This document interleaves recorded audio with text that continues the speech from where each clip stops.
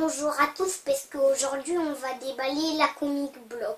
Bonjour, oui donc ce comic block qui nous vient du Canada, donc c'est le troisième qu'on déballe avec Léo. Attends, je vais passer par là. Hop. Voilà. Contient tout le temps des comics inédits en version originale, donc américaine, avec des couvertures spécifiques. Donc pour comic block. Oh, Et tiens, mais c'est quoi? alors ça. Ah. Oh, je vais aller voir au cinéma il n'y a pas longtemps. Regardez, c'est le casque de Hank Pym. Donc l'homme fourmi. Et regardez, on voit les petites fourmis. On voit les petites fourmis. Il y a des petites fourmis blanches, des petites fourmis rouges. Et il y a son super casque qui lui empêche des Iron explosions Man. cérébrales. Et c'est quoi que tu as trouvé, Léo? Iron Man. Bah, montre-le à la caméra. Alors, je sais pas ce que c'est.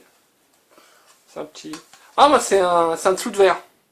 En forme, effectivement, tu l'as reconnu, donc du réacteur Stark de Tony Stark. Alors, qu'avons-nous donc? Je voulais en parler d'Iron Man. Ouais, c'est Iron Man. Et alors, ensuite, on a en général 2 ou 3 comics, donc qui sont en VO. Hein. Bon, ça, c'est la petite carte récapitulative. Donc, on a Lando, qui est un spin-off de Star Wars, donc Lando Calrissian, qui est qui devient finalement le souverain ou le dirigeant de la Cité des Nuages. Je peux voir. Voilà. Non, je peux voir ce qu'il y a derrière. Ce qu'il y a derrière là?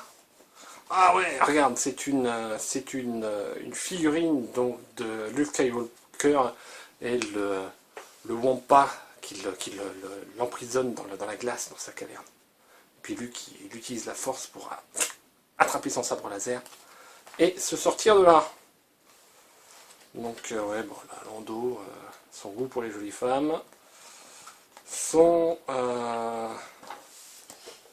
fidèle adjoint. Et qui sont fidèles adjoints? C'est ce monsieur-là, tu vois, là, qui a un petit ordinateur sur l'oreille. Chouette. Voilà, donc ils sont dans leur petit sac. Ils sont vraiment destinés à la collection, hein. Donc ce sont des couvertures alternatives. Tiens, là je vois qu'il y a une édition digitale en bonus, en cadeau bonus.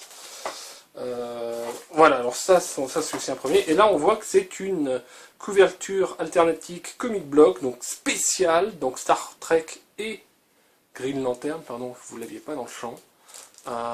Donc l'événement crossover donc, de croisement de monde de 2015, donc entre Star Trek et...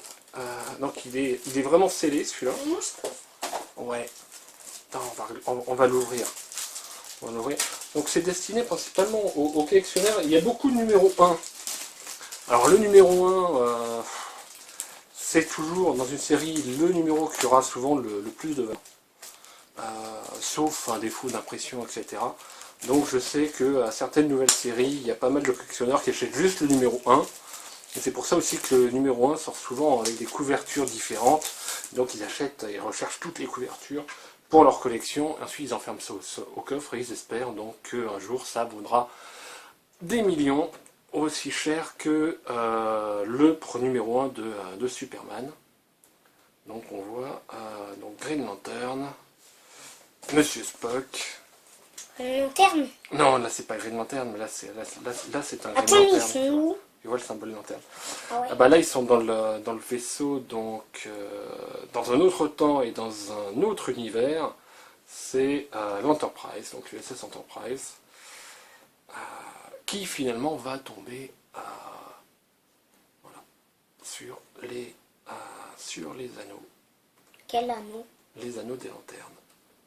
Allez, Oui, je vous en dis pas plus.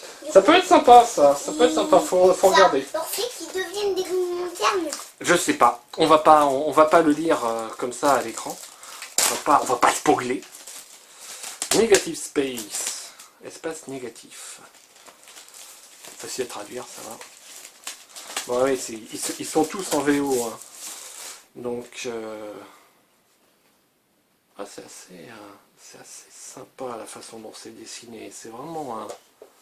Donc Owen Jenny a une... C'est assez moche. Ah non, ça change.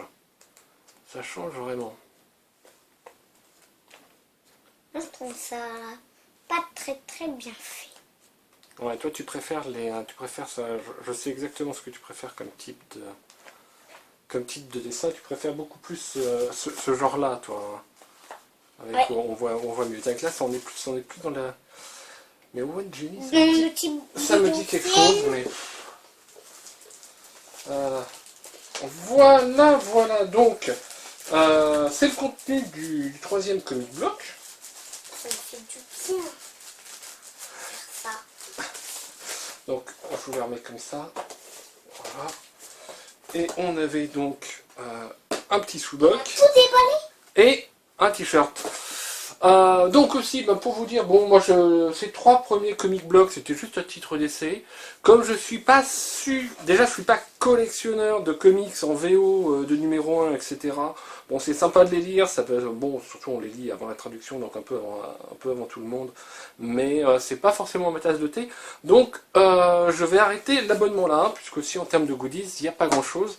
Et on va se consacrer plus à d'autres boîtes comme l'arcade block, par exemple, donc qui est issu aussi donc de ces Canadiens. Pourquoi tu dis ça? Ça peut rendre des gens tristes qui, eux, aimaient bien, on sait, voir déballer ces boîtes. Bah ouais, mais comme le contenu, moi le contenu m'intéresse pas trop, je suis pas, bon ça, je trouve pas ça top quoi, donc je préfère arrêter. Les boîtes je les achète, ça me coûte des sous, et puis finalement je trouve que j'ai pas des choses qui me plaisent énormément dedans. Donc je préfère arrêter l'abonnement. Voilà. Qu'est-ce que t'en penses? Le contenu de la comic block, c'est tout le temps des BD en VO, donc c'est pas top par rapport à l'arcade où il y a plus d'objets quoi. Hein, voilà, alors je vous mets le t-shirt parce que au moins ça, il était vraiment très très sympa ce t-shirt. Et je vous dis au revoir et donc à bientôt pour d'autres boîtes. Ciao! Ciao!